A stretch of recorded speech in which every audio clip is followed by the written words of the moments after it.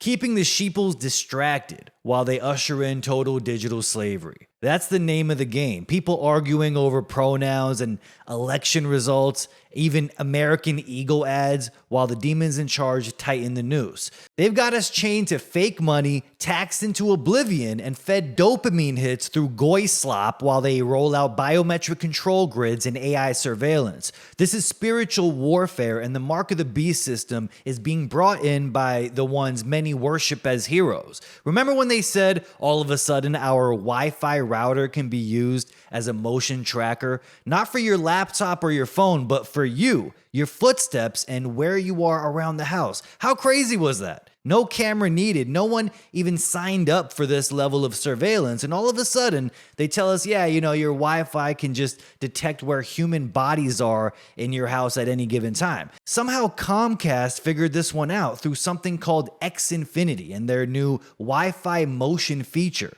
Your regular old router and basic Wi-Fi devices like smart TVs and printers are turned into real-time motion detectors.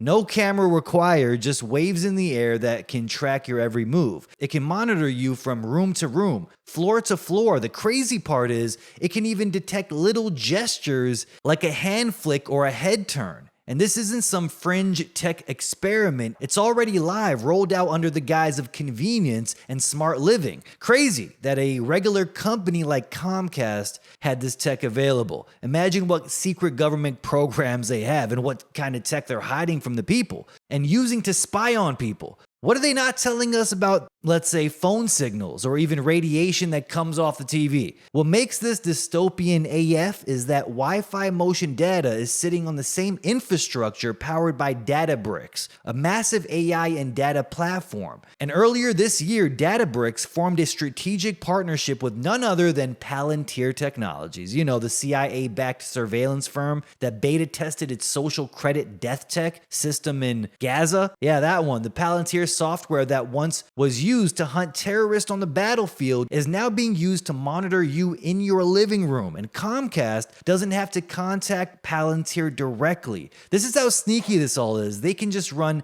it through Databricks, and Palantir's software slips in through the back door. That's how this works now. This is what you call plausible deniability. Hidden integrations and full spectrum surveillance covertly installed in a damn Wi-Fi router. Remember when they said this was all just tinfoil hat crazy stuff? Now it's starting to sound like a tinfoil hat might actually protect you from some thought manipulating EMF waves. And guess who's in power ready to make all of this happen? The ones who gained your trust, of course. The ones giving you small victories that sound like a step in the right direction, only to behave like a Judas goat and lead you right off a cliff. For example, Trump signed an executive order bringing back the presidential fitness test in public schools nationwide in the states. The test previously included 1-mile runs, pull-ups, or push-ups, sit-ups, shuttle runs, and more, which is great news, I must say. I mean, obesity is a major problem in the younger generation now, so I'm glad to see this coming back. But while Trump is on stage yelling about draining the swamp and fighting the deep state, his administration is expanding Palantir's role in collecting data and consolidating federal power. His Department of Government Efficiency, DOGE,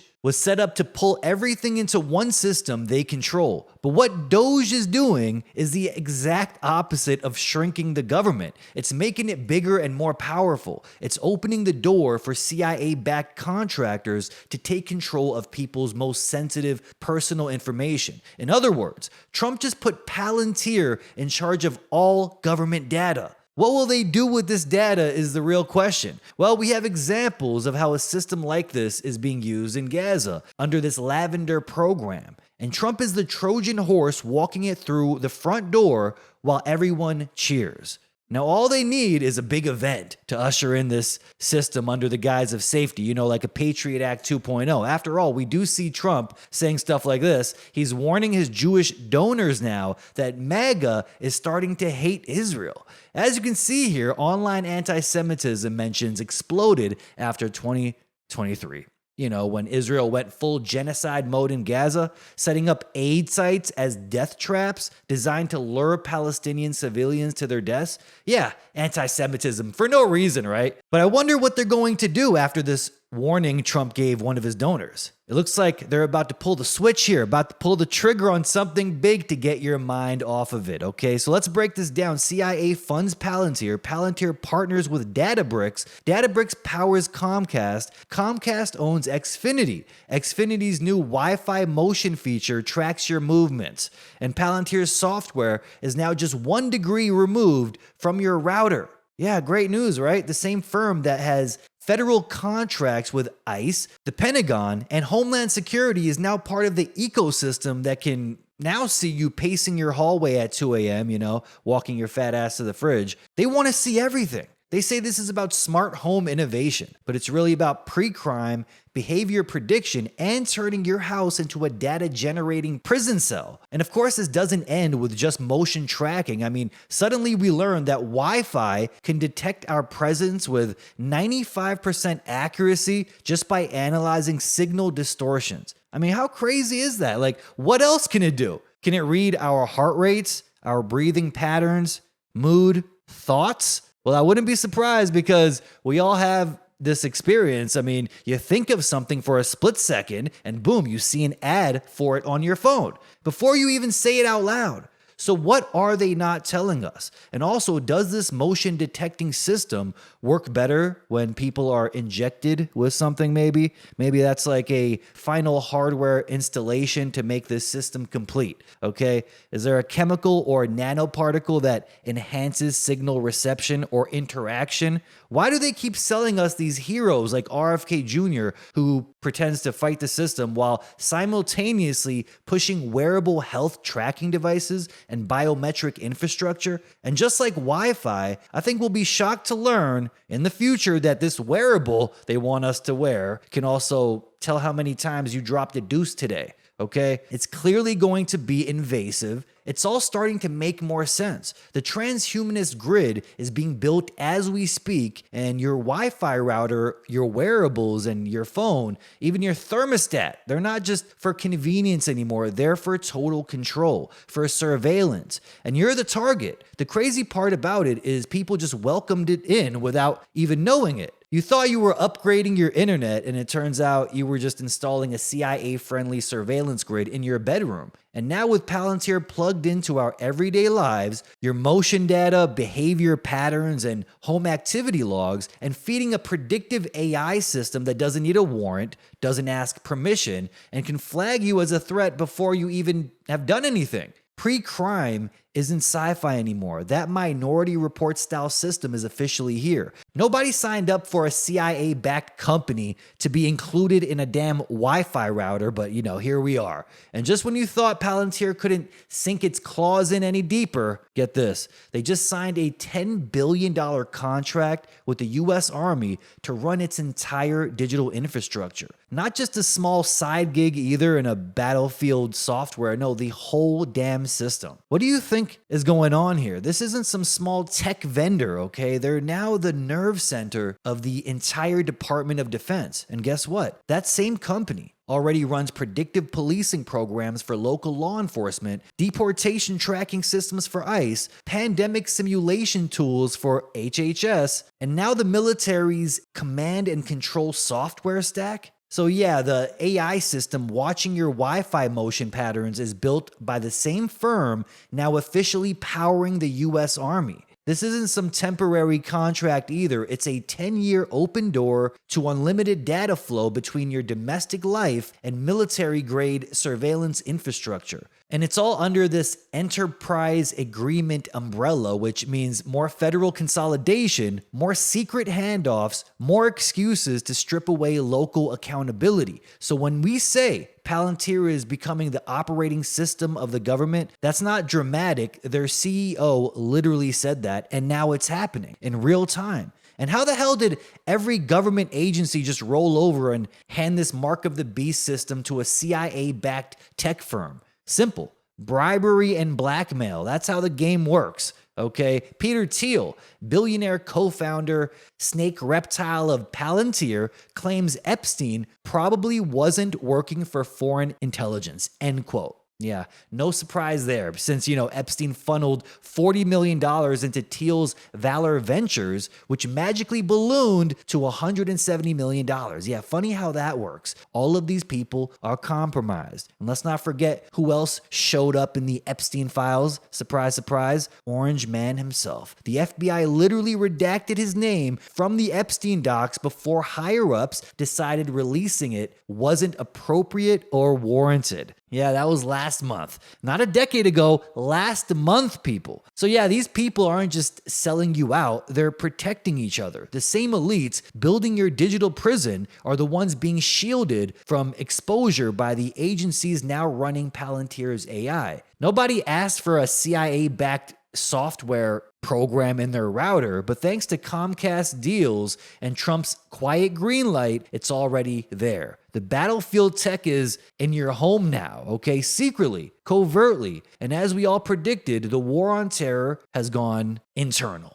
Inside the borders. Now everyone is a threat to the pedos in charge. Now, not only did the Trump administration fund AI Stargate with $500 billion, using Oracle to track people and implement a digital ID soon, with the CEO saying citizens will need to be on their best behavior when this system rolls out, the same time, Trump is giving Palantir access to a citizen database. Alex Karp, the CEO, jokingly saying they'll have drones hover over people spraying fentanyl-laced piss on people that dissent. I mean, isn't that crazy? But let me guess, it's a joke, right? But on top of all that, a hidden gem inside Trump's big, beautiful bill that exposes it all. A bill that on the surface looks like it's about protecting American innovation and keeping AI safe, but buried inside is that little section that blocks states from regulating AI. That's right, they want total federal control over this. And they don't want states, local governments, or anyone fighting back.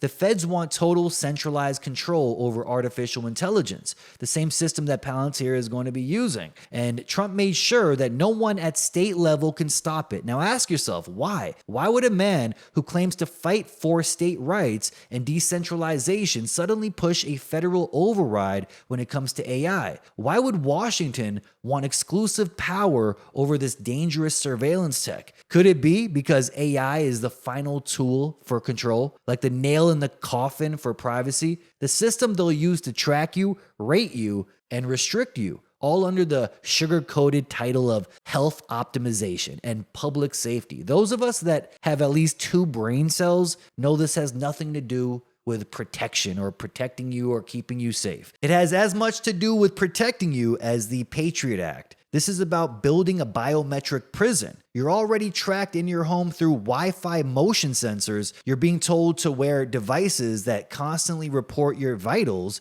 Your health data is being fed into centralized Palantir-run databases. And now, with federal control over AI locked in, they can use artificial intelligence to determine your risk level, your movement compliance, even whether or not you're due for the next jab. But don't worry, this one's going to be, safe and approved by RFK. Yeah, that's right. It's not hard to imagine a future where your government-approved health status determines whether you can go to work, travel, or buy groceries. Go too far outside the authorized zone the government approved for you? Well, you can be labeled a red flag. If you haven't scanned your wearables in a few days, warning, terror threat detected. Didn't respond to your wellness check alert? Well, your home is now hit with a drone strike, okay? I know that might sound like hyperbole, but what if it really goes there? Do you really think these governments will stop somewhere when it comes to control? Of course not. Even top Freemason Thomas Jefferson once said, "The natural progress of things is for liberty to yield and government to gain ground." So to put it in short, governments throughout history always move towards total control unless they're constantly pushed back by the people. Absolute power corrupts absolutely, and if we're not fighting it, well, we're feeding it. Do you want to live in a world where suddenly your social credit score dips and your access is restricted, you're flagged in a federal system as non-compliant, and all of it is powered by the same tech that was originally built to find terrorists on the battlefield, now brought back into our borders to micromanage civilians in the name of public health, in the name of getting rid of illegals too? The whole Make America Healthy Again rebranding is a great cover story. While Trump and RFK's base cheer them on for sticking it to the libs, the whole administration is actively pushing the infrastructure that will enslave us all. I mean, left, right, vaccinated, unvaccinated, it's all going into the same biometric tracking hellscape. Crazy how everyone just volunteered to be enslaved through accepting of smart devices too, downloading the health apps. People begged for faster Wi-Fi, and now what do we get? Our own Wi-Fi router is a damn snitch. On top of that, a political hero just handed the deep state the AI keys to the surveillance state. The world is sliding into a full-scale AI-powered surveillance regime, and at the center of it all is Palantir with their $375 billion CIA money that now operates as the digital backbone of U.S. intelligence, military, law enforcement, and domestic data systems, with a recent $800 million database deal from the government. Palantir now links information across the DHS, FBI, and Treasury, consolidating your entire digital footprint, medical, financial, and behavioral, into a centralized database. These are the same systems being used in Gaza right now to algorithmically decide who lives and who dies, who's interrogated and who disappears. It's all out there in the open right now. Once considered a crazy conspiracy theory, and now, once again, everything is validated. Trump's administration fast-tracked the digital health tech ecosystem, now being rolled out with trusted partners like OpenAI, Amazon, Apple, Microsoft, Google, and Anthropic. The exact big tech cartel people thought he was fighting. The ecosystem will integrate every American's health data into centralized AI systems that will eventually determine access to care, insurance, and services. And once again, if this was all for the good, why are there already bills in place from preventing states from regulating it? Sounds exactly like a digital concentration camp. And how do we know when all these pedos in charge start fighting, pretending to put on this show that they're opposing one another? How do we know that's all theater? Well, because their own words prove they're all on the same side. They follow the exact same agenda. You really think Elon Musk and Trump had a big falling out when they both are fully on board with total AI surveillance? Elon Musk just tweeted this: "The path to solving hunger, disease, and poverty is AI and robotics." Yeah, let that sink in. It's not about human rights or freedom. It's about integrating you into their system. This is the same man that praises China's WeChat, an app that lets you do everything on it, including giving you a social credit score, a digital ID, CBDC. Elon praises that system. And now he tweets this. I guess they think humans are inherently flawed because to them, humans are flawed and the only way to solve humanity is to digitize it completely and erase everything that makes us human. Funny how all these people just so happen to work in lockstep to implement the same exact antichrist system. Yuval Noah Harari once said years back, humans are hackable animals. This whole idea of humans having a soul or spirit and having free will, like choosing who to elect or what to eat at the supermarket, that's over. We all thought it was just one crazy, deranged little gay Jew saying this,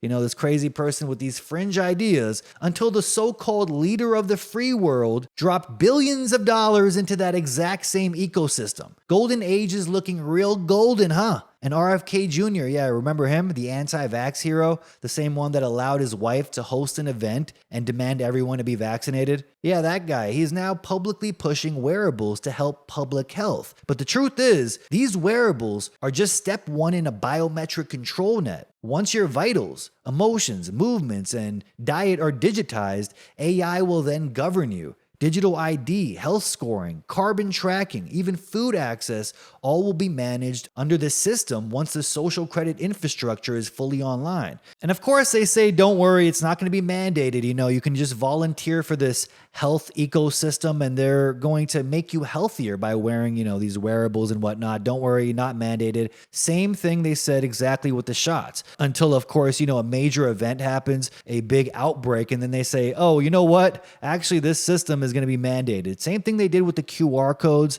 First, they said it's insane. The idea was insane. And then they said, okay, now it's getting serious. We're going to mandate them. Okay. Now we see articles pop up of new illnesses every day. You never know which one they're going to go with, but the one that popped out to me is this Legionnaire's disease. This illness that's spreading across Eastern Canada, and eastern United States. It's called Legionnaire's disease. Now, if you look it up on the news section here on Google, it's crazy how many outbreaks there are. Another person dead in London, Ontario. Legionnaire's outbreak. Legionnaire's cases touch 70 in London as hospital testing continues, and they're saying it's spread through the water. Isn't this crazy? Legionnaire's outbreak in Harlem, 30 sick, one dead, and at least 22 sick in a cluster out of New York City. More and more articles popping up. The disease was famously identified in Philly. As you can see, there's endless stories of this. And you know they can use the fear of a new outbreak to fully mandate something like a wearable, okay? They'll keep track of your health, your temperature, and if you've been jabbed with the new AI mRNA designed vaccine that Trump funded. I mean, this is where things are headed. And isn't it just unusual that in the UK, Canada, all European countries are working in lockstep to achieve this? When you take a step back and watch it all unfold from a bird's eye view, it's so obvious. You can see they're forming a one world government here under the exact same laws and regulations, but yet they'll put on this show like they're, against each other with the tariffs. It's purely theater. In the UK, Labour is now pushing to align with EU car regulations, which means all new vehicles could come with a black box recorder and built-in breathalyzer tech. They're calling it safety, but it's just more surveillance, okay? These cars will now track your speed, your drowsiness, your braking, even your breathing, and eventually decide if you're fit to drive. This is part of the same global system, a one-world government. One social credit regime just rolled out sector by sector while the public stays distracted. And now they're rolling out carbon passports, meaning Brits could be banned from going on vacation if they exceed their carbon allowance. That's right, every person would be assigned a yearly carbon budget, and if you fly too much or leave your zone, you could be locked out. You can't book a trip, can't leave your little bubble. France already banned short flights, Belgium's taxing airline passengers, Amsterdam kicked out cruise ships, and Venice banned them altogether. This isn't about saving the planet, it's about locking it down. First it was cars with breathalyzers, then wearables tracking your vitals, and now your travel habits will be decided by a AI calculating your carbon score. These tools will eventually be used to block access to food, services, and even movement outside your government-approved climate zone. What's wild is watching this agenda play out in so many countries at once. Different angles with the same end game. Whether it's through smart car tech, health apps, or flight restrictions, they're all building the same grid. It's not random. It's 8D chess played by demons who want total control over where you go, what you eat, and whether you can exist in their demonic system. And just to re-jog your memory about the climate hoax, let's completely annihilate their carbon causes extreme weather BS. First off, Bill Nye's dumbass, the science guy, he was on CNN giving an Oscar-worthy meltdown about how human-induced climate change is about to wipe us all out. Just recently, he was crying about the floods in Texas, which, funny enough, were happening the same week cloud seeding operations were confirmed in the exact region. Geoengineering 101, people. But to Bill, it's your SUV. This clown was damn near in tears yelling, "Why aren't people waking up? The climate is changing. You're all gonna die." And if you really want to spike your blood pressure, go on over to the YouTube video here and check out the comments yourself. Every single NPC in there is nodding along like he just dropped divine truth. But nowhere in this entire incoherent panic attack did he explain how humans caused any of it. Not one sentence of actual science. It was like watching a cult leader have a nervous breakdown on live TV. The science side of it. This is exactly what was predicted. It's very difficult to tie any one weather event to climate change. However, the warm weather events are actually easier to tie to climate change. And so the other problem that happened in the hill country in Texas is this business of the balcony escarpment, where the air mass got lifted. So it spread out and the rain came down even faster. So what are we going to do about it is the ancient question, and it would be to stop burning fossil fuels. When you're in a hole, stop digging, and so on. But the fossil fuel industry has been very successful in getting organizations like the U.S. Congress, to think that it's really not happening. It was so outrageous, I had to hit Billy with the Billy Madison reaction. Bill, at no point in your rambling, incoherent response were you even close to anything that could be considered a rational thought. Everyone in this room is now dumber for having listened to it. I award you no points, and may God have mercy on your soul. Do you know why Bill Nye didn't mention CO2? Because the second they tried to explain how a trace gas, of which humans have added a microscopic amount to, is collapsing the entire planet, the whole thing falls apart. There's a reason why they're not getting into the science anymore. They know they sound insane if they actually walk people through the numbers. That's why it's all slogans and fear porn. So for those out there who don't know, here's the truth using their own science, okay? This is what they say. CO2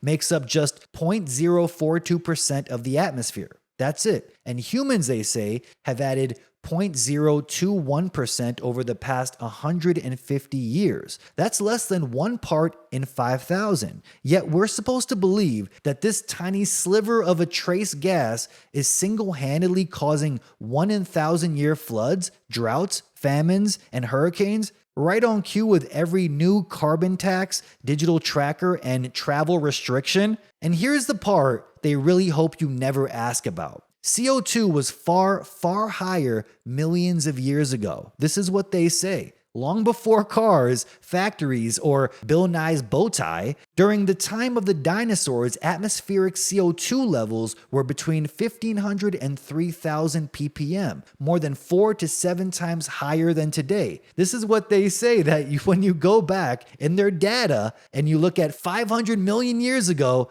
you'll find CO2 levels pushing 6,000 ppm, over 10 times higher than now. And guess what? The Earth didn't melt, according to their science. Life thrived. From plants to trees to crocodiles in the Arctic, everything was much bigger, much healthier. This is what they say. So when CO2 levels increase, the Earth thrives. So no, today's levels aren't unprecedented. They're actually historically low. But they'll never tell you that because it shatters the whole doomsday religion they've built around climate panic. When you zoom out and look at the real scale, our contribution is laughably insignificant. That's why they rely on repetition, fear, and emotional puppets like Bill Nye instead of actually doing the math. Because if they did, you laugh in their face. Now back to the news here on worldwide lockstep digital slavery. The UK's new Online Safety Act is proof of this worldwide control. Online speech regulated, IQ required for access, footage of protests censored, especially anything exposing grooming gangs or immigration gangs, all under the banner of protection. I saw a video the other day of a woman being told she couldn't walk her dog because it's offensive to Muslims protesting, if you can believe that. That's where we're at, people. What's being built is total integration of AI, biometrics, and medical data, a system that openly mimics China's surveillance model, but wrapped in an Israeli label, okay? And a Western freedom label, too. Look at Peter Thiel's Palantir. Once dismissed as paranoid, now runs the show completely. J.D. Vance, positioned as Trump's VP pick, has defended Palantir's growing role, even admitting it's now connecting federal agency data so it can be searched all in one place. Their justification is China's doing it first. No joke, that's what they say. So the US pretends it's protecting rights while handing everything to private contractors, free from public oversight, from Neuralink to BlackRock, Neurotech, and we're now watching the weaponization of health. This is what the fourth industrial revolution really looks like. It's not about flying cars or free medicine, no, just algorithmic domination. And maybe that's why Yuval Noah Harari kept saying data is the most important thing on earth, because they believe if they collect enough of it, they can predict your every move, build a Minority Report style pre-crime system. I mean, Harari literally calls humans obsolete algorithms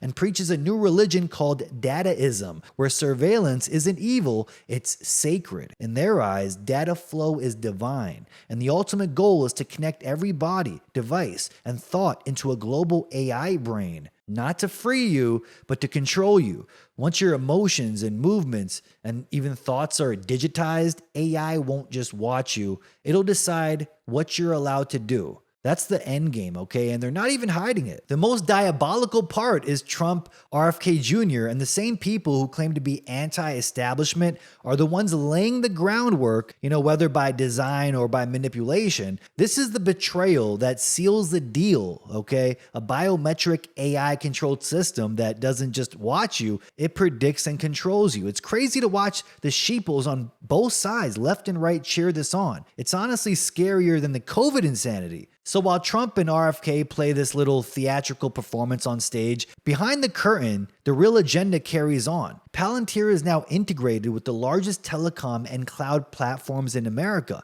AI regulation is off the table for any state that tries to resist. And your very body, its motion, its pulse, and location is now being harvested and fed into a machine you can't see, can't touch, and can't opt out of. And don't make the mistake of thinking this is just some surveillance tech for, China or some far off dystopia. No, they're rolling this same exact agenda out everywhere. The US, Canada, Europe, Singapore, everyone's in on it. This isn't about fighting terrorism or keeping the illegals out or even stopping disease. That's just what they sell the people on. The real product is total control of everything. Your body, your behavior, and now your damn environment. And just in case the cameras, apps, routers, and wearables weren't invasive enough, they've decided to recruit the insects. Few articles I saw recently about them now programming bees to do their dirty work. No joke. China has officially weaponized bees. This is crazy, folks. Not robot bees like real bees, hijacked by stabbing them in the brain and strapping on tiny 74 milligram neural control backpacks. In Beijing, researchers figured out how to hack onto the optic lobes of bees and turn them into remote controlled bio-drones, the kind that can sneak into buildings, crawl through pipes, and pull off secret missions without anyone noticing, because nobody ever suspects a butterfly. Simpsons reference, folks, for those that don't know. The Chinese military is just ecstatic, calling it a breakthrough for surveillance. Counterterrorism, disaster relief, whatever excuse they can slap on it. They already got their citizens operating like a enslaved bee colony, so why not? The Chinese actually are an enslaved bee colony anyway. Cyborg bees follow commands 90% of the time, they say, which is already more obedient than half the adult population. Yeah, great news, right? And surprise, surprise, it's not just China. Singapore is doing the exact same with cockroaches, and the US and Japan are both deep in the bio-bug game too. Bluetooth-enabled roaches crawling through rubble and bees listening through your walls. That's right, Big Bug is now watching you. And just think, if they're telling us this now, what the hell have they already built that they're not telling us about? What else is flying through your neighborhood with a microscopic payload and a surveillance directive? And how long until this tech, just like everything else, is sold to you as a safety feature, for your protection or to help during disasters? To detect COVID exposure. Next thing you know, your smart home alerts you that a roach just scanned your heart rate through your drywall. Man-made horrors, people. I mean, bugs are already gross, but now we're learning they can be used to listen and spy on people. And if they can do this to bees, stab them in the brain and turn them into obedient surveillance drones, how long before they can do it to humans? Or have they already accomplished this? Instead of a stab in the brain, it's a jab in the shoulder. I mean, who knows? Maybe that's why they're emitting Bluetooth signals. I mean, Harari didn't call us hackable animals for nothing. So with that in mind, get a load of this. A guy shows up at 345 Park Avenue in Manhattan armed with a M4 carbine. And he was claiming he was targeting the NFL. Says the league ruined his brain. He even left behind a suicide note blaming them for his neurological decline, talking about CTE, chronic headaches, and wanting his brain studied after death. Sounding like Havana syndrome or something. This is really unusual. His plan apparently was to hit the NFL's New York office, but instead of reaching it, he enters the wrong elevator bank and ends up on the 33rd floor. And who does he kill? Not a football executive, not security, not some bystander in the lobby. No, he shoots a high-level Blackstone executive named Wesley LePantner, one of the very people overseeing the corporate takeover of single-family homes across the country. I mean, what are the odds? Out of all the people, he picks a Jewish victim. The NYPD said he simply took the wrong elevator. That's the narrative, but come on. This guy drives across the country, brings a military rifle into a corporate skyscraper, and just happens to accidentally land on the 33rd floor, the most symbolically loaded number in the occult playbook. Yeah, that's a hell of a mix-up. And he fires 47 rounds, reloads, hits multiple people, then somehow rotates a 33-inch M4 and shoots himself in the chest with perfect precision, okay? Not in the head, but in the chest with such a long rifle, which sounds really awkward to try to do. They say it was suicide. Maybe it was, or maybe the software hits its expiration point, okay? I guess that's what happens when the vaccine tech starts to expire. Because this didn't feel random, it felt targeted. And the deeper you dig, the more the lines blur. Blackstone helped create BlackRock. BlackRock owns a chunk of Blackstone. Both are knee-deep in buying up land, pushing ESG controls, and lobbying for digital infrastructure to track everything. And now, in the middle of a supposed NFL revenge fantasy, a key player in that system ends up dead. And just to make things extra weird, there's an actual photo of Ghislaine Maxwell smiling side by side with the Blackstone CEO, like it's just another day on Epstein's Island. Because of course there is. At this point, I'd be more shocked if one of these elites didn't have ties to Epstein. Seriously, it's basically like a club requirement at this point. And the floor where the shooting went down, one of the wildest details here, employees had apparently barricaded themselves in with what looked to be like 1,000 couches. Good Lord. Somehow this one office floor had more couches than an IKEA liquidation sale. And nobody seems to be asking questions about that. I mean, they're hijacking bees, they're hijacking cockroaches. Just maybe they could be hijacking people too, okay? Because the shooter might have thought he was going after the NFL, but it looks like he completed a totally different mission, by accident. And one he may not have known he was even carrying out. And if that doesn't scream test run, I don't know what does. And here's a cure for it all. This segment is, of course, giving praise to the one and only sun. That's right. Light rays from the sun are miraculous, magical in curing people of diseases. It's crazy. And they wonder why people get sick. Hospitals used to be out in the open, they allowed light to come in, people to breathe fresh air. Because remember, fresh air doesn't mean filtered air in your house. Even that is not as good as outside air, because just like how you're supposed to have good gut flora, microbiome in your gut with good bacteria, they say, that is required for emotional regulation and keeping you in good health, but also what you breathe. Outside air has good bacteria every time you breathe it in. And that's what they say you need in order to keep yourself in good health. There's a reason why a lot of these hospitals, people's health deteriorate in them, okay? Filtered air, terrible conditions. I mean, they lock people in these hospitals and wonder why their health deteriorates. It's like an indoor death cult under skinny blue efficiency light bulbs and called it modern healthcare. Then they act shocked when bodies rot in slow motion. The story here that's mind-blowing is a story of a 15-year-old farm kid with blood cancer whose immune system got destroyed by treatment. So he was diagnosed with blood cancer, and then he was given chemotherapy, which ended up giving him a fungus infection in the lungs, a flesh-eating mold chewing through one lung. I mean, surgeons had to cut out and remove one lung.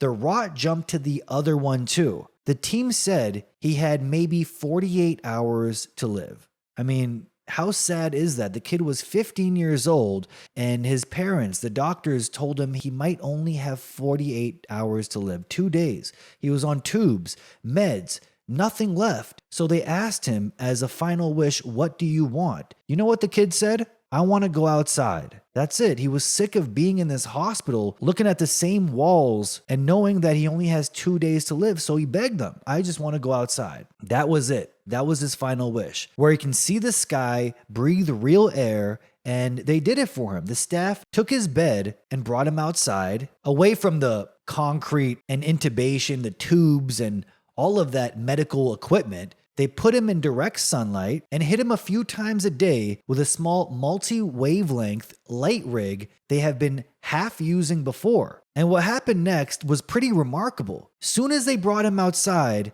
his health started to get better. Lab markers started sliding the right way within a day. Oxygen need fell, which is great news in this case. By day 5, he was off the heavy machine and scans showed most of the gunk clearing. Now, of course, they kept him on the same drug, so a lot of these crazy doctors will be like, well, we don't know if the sunlight did that to him. He was still on the medication, when we all know what made him better. I mean, the only new variables here were sunlight and outdoor air. And this story was remarkable. I mean, 5 days later, he's getting a lot better. Mind you, they gave him 2 days to live. His choice to go outside and breathe real air and get sunlight saved his life. Baffled the doctors. They couldn't believe it. What really kept me up at night is thinking hospitals used to be outside. They used to build hospitals outside and roll people out as standard care. Now we tint the windows to block heat,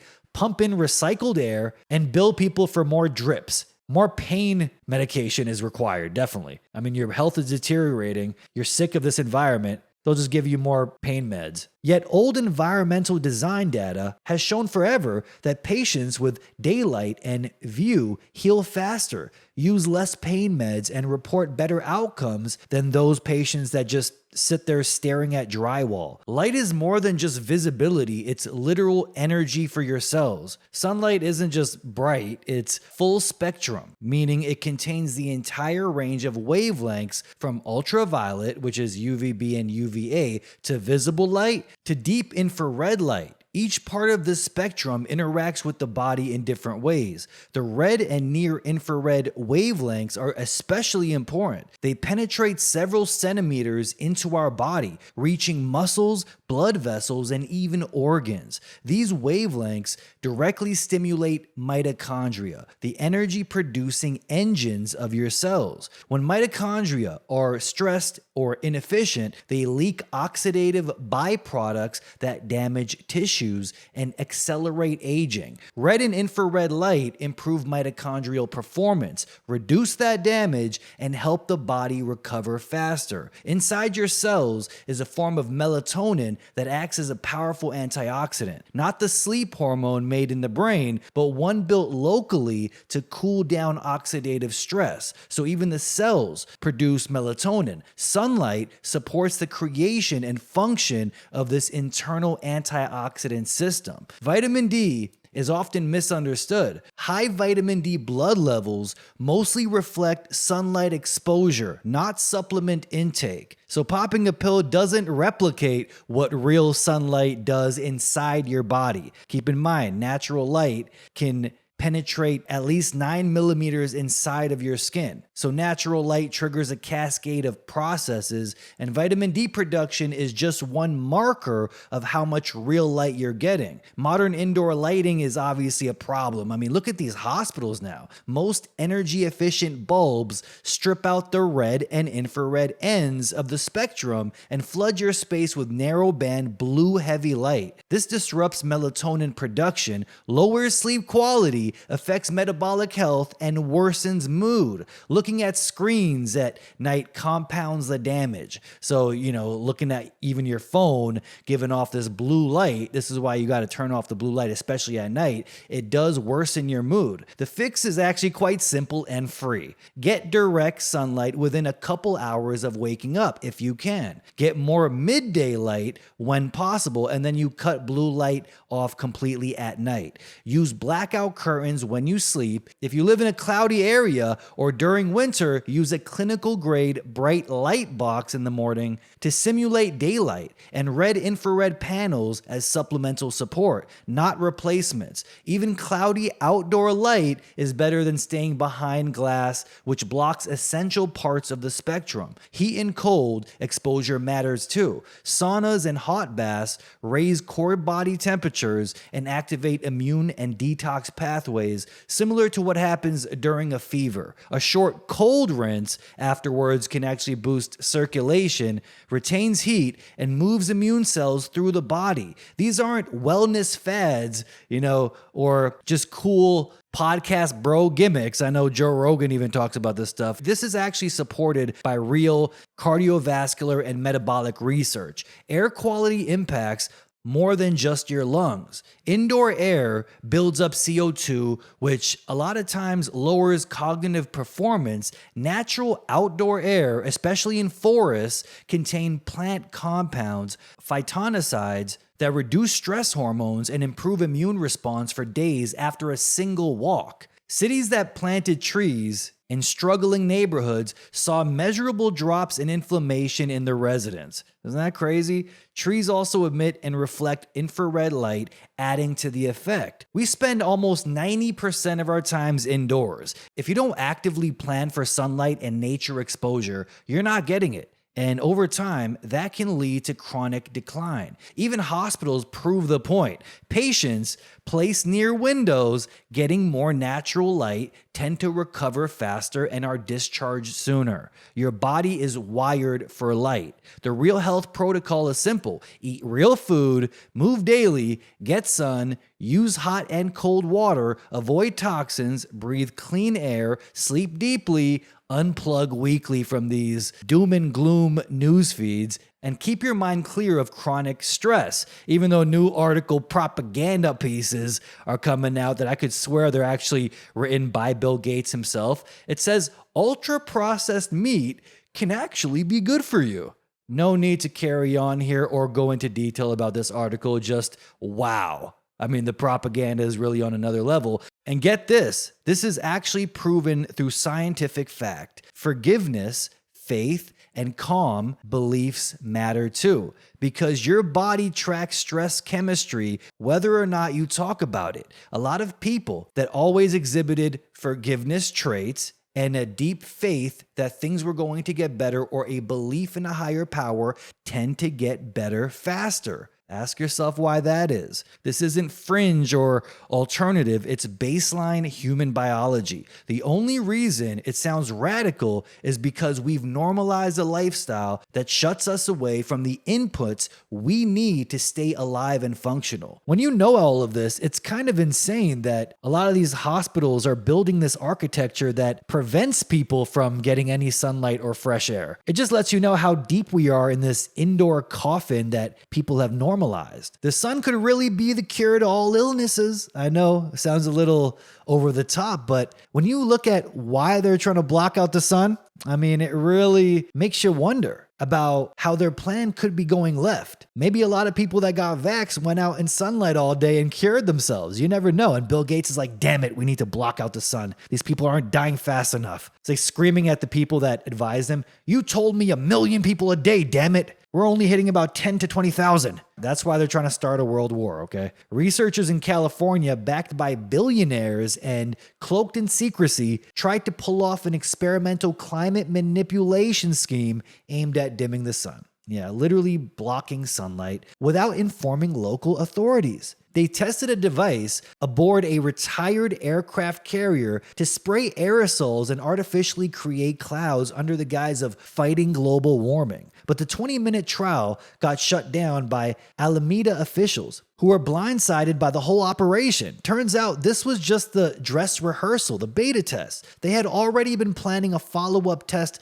3,900 square miles wide, larger than Puerto Rico, off the coast of North America, Chile, or Africa, using oceanic salt sprays to alter cloud cover on a massive scale. Internal documents show coordination with NOAA, hopes to access U.S. military ships and planes, and millions in funding from tech elites like Chris Larson and a few others. They even briefed Bill Gates' investment firm while deliberately hiding the tests from the public and journalists. Unbelievable. All this, despite widespread warnings from scientists about potential weather disruptions, crop failures, wildlife impacts, and termination shock, in quotes, which is a scenario where the Earth rapidly overheats if they suddenly stop the manipulation. It's not science fiction. This was all real. and it was nearly pulled off without anyone noticing. The cover-up was so blatant that Alameda officials, once they found out through news articles,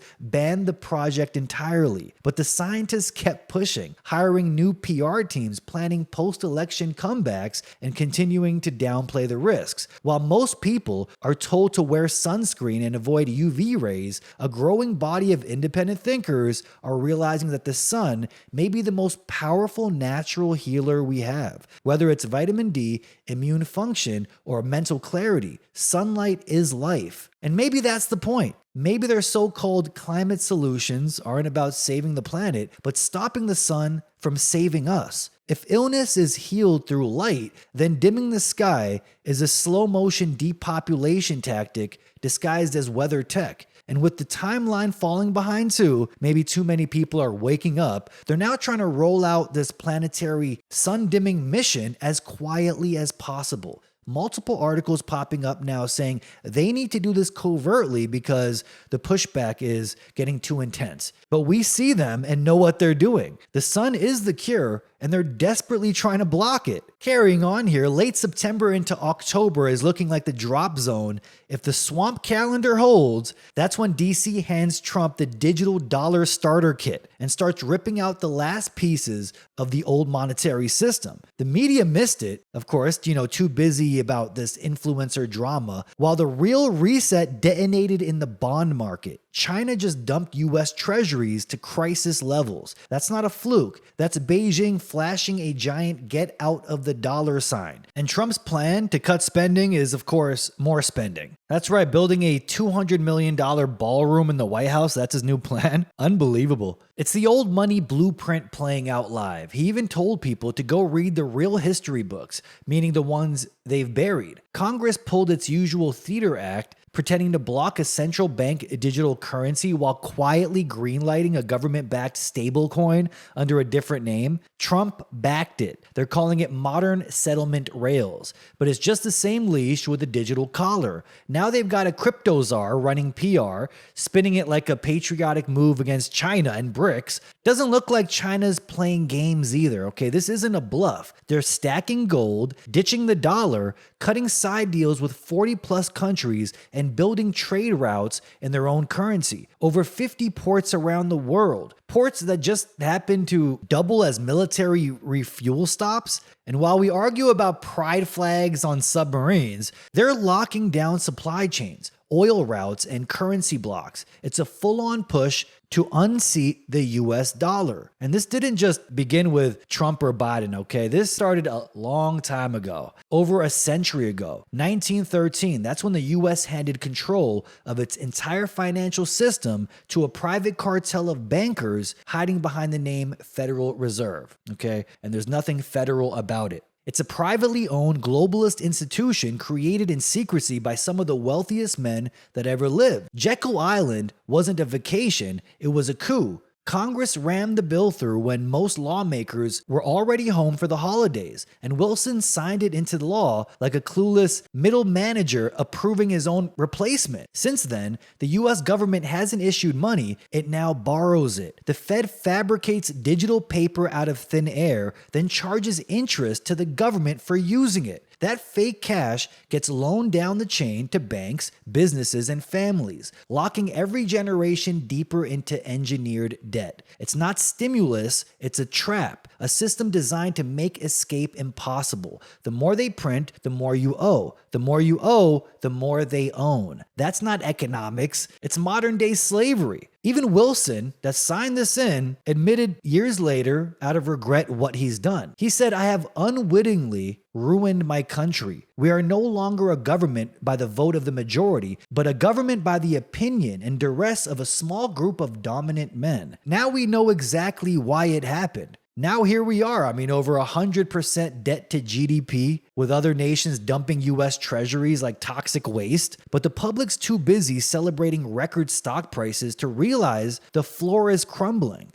That's how you know. They're pumping up fake highs to buy time, to keep the herd pacified while the system get swapped out behind the scenes. This isn't a recovery. This is controlled, managed demolition. One defense bill alone sent nearly $4 billion out of the states. I mean, perfect timing, you know? That's a great way to handle that $37 trillion in debt. Syria, Iraq, Israel, Taiwan, Africa. Yep, they get the money, not the average worker in the States. Nope. While people are told it's for the troops, okay, but it's actually just a global allowance program. Almost all of Congress was totally on board with this. What does that tell you? Now layer that empire bleed onto the Davos playbook. First, spark a cyber crisis, shut off the grid, jam the banks, then roll out hardened wallets, okay? Digital tokens and ID-linked compliance switches. Next comes the climate panic, smart meters, carbon tracking apps, 15-minute cities. Then come the rescue, debt relief, UBI, digital rationing, all controlled, all conditional. And by then, the rails are already laid. Bans on CBDCs won't mean ish. And markets know. That's why gold is hitting record highs. Silver is at a 14-year peak. Bitcoin is soaring. Stocks are all moving in sync, which usually means something underneath is breaking. So the system is collapsing and they're rebuilding money while the public's busy waving flags at concerts. And while they digitize money, they're doing the same thing to people. If you can't comply, you're excess load, okay? Carney just made it official. Canada's going green lockdown mode. Starting next year, 20% of new cars must be zero emission. Gas cars to be banned in 10 years. No transition, no debate. So they want to bleed Alberta dry to subsidize the rest. It's basically suicide for the West. Alberta should leave right now. If they're going to leave Canada, they need to do so ASAP. In Europe, carbon passports are the new border control. Fixed credits per person. Use them up and you're grounded. No more spontaneous trips.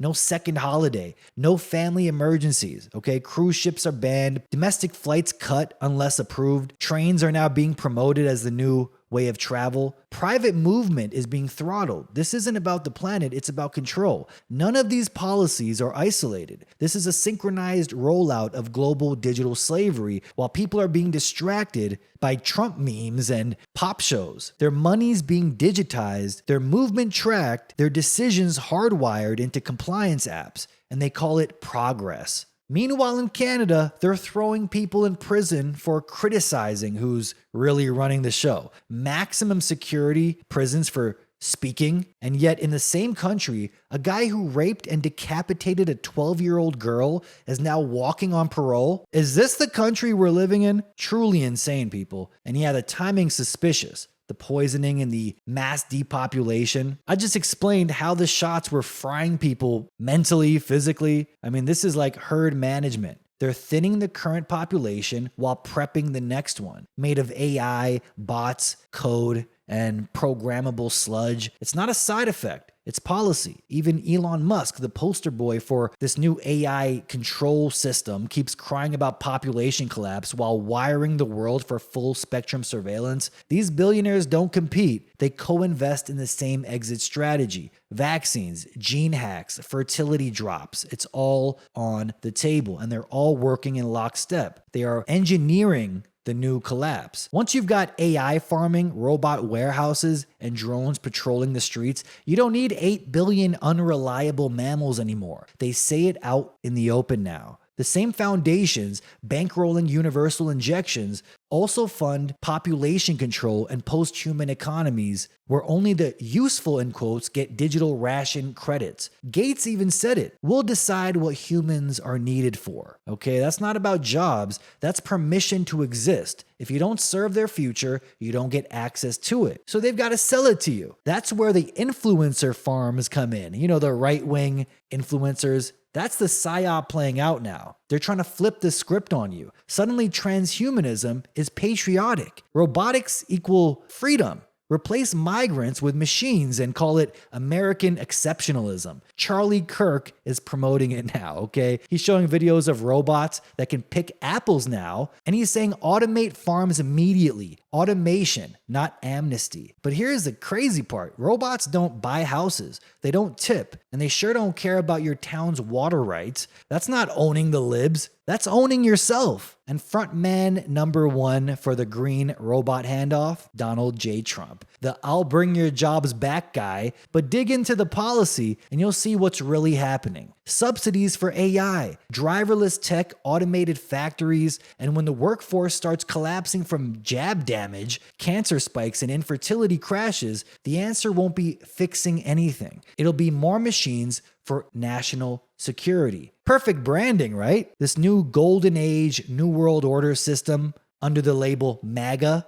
But Trump has been saying MEGA a lot lately. It's always something else. Make Iran great again. But really it's make Israel great again. Military aid, surveillance infrastructure wrapped in red, white, and blue, but paid in black budget priorities. You get the crumbs. The robots get the jobs. And the elites get their data-rich, human-free playgrounds. They're not saving the country. They're auditioning for their seat in the orbital lifeboats. Think of it like Elysium. While we fight over bug paste, they sip glacier melt above the clouds. And when you hear robots good, people bad, remember the formula. Automation, not amnesty, becomes automation, not you. That's what they're selling. Not a future for humanity, a future without it. This is why distractions ramp up to keep the sheeples distracted from the total economic and population collapse. It's crazy what you're able to pull off as long as you wave a shiny object in people's faces. And this is getting long, folks, so I have to leave it right there. If you like what I do here, if you want to support this show, it's greatly appreciated. You hit those links in the description for ways to support. They banned my second Twitter account for no reason. Once again, I haven't even posted in a week, and once again, I'm gone for platform manipulation, spam, or they're trying to label me a bot, which is actually insane. I mean, this is the second account I've created after Elon Musk purchased Twitter, okay? What does that tell you guys? I haven't even posted anything, which is crazy because here's a screenshot of my message section with literally thousands of bots. Okay, actual spam bots. You go to their profiles and they're not banned. Yeah, but I am, right? I'm definitely a spam bot. Okay, this is insane, people. But now you know who really owns Twitter, and they're not appealing anything. They blocked my access to the app on my phone too, so I can't even use it, not even with using a VPN anymore.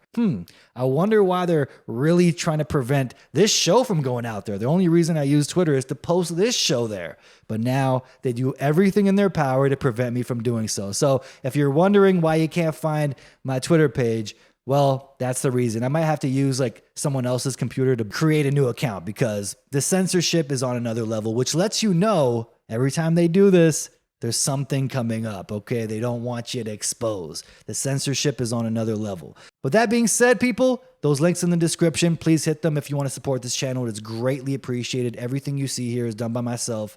If you appreciate the effort that goes into this, click those links in the description for ways to support. Until next week, folks, until next time, this is Steve Eyes. You're on the Eyes is Watching channel, signing off.